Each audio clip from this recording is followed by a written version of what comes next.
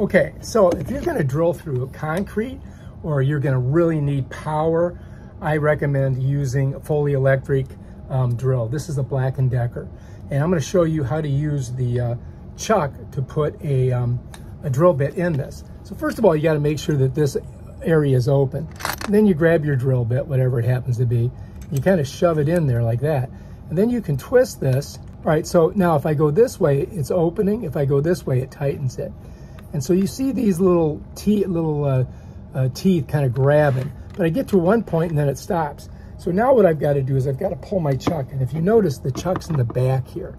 All right, so I just kind of pull that chuck out of there. So if you look, you're going to see there's 3 different holes on this thing that you can use. So then what you're going to do is you're going to take your chuck, see the teeth on it?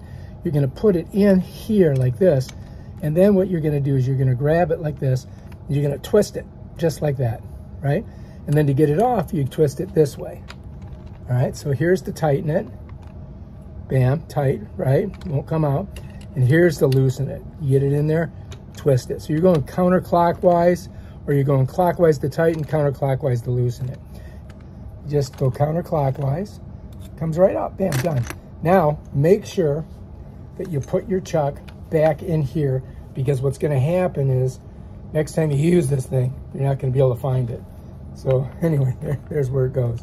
And that's basically how you do it on this Black & Decker drill. All right, if you like this video, subscribe to my channel and check out my other awesome videos on stuff like this. Peace out.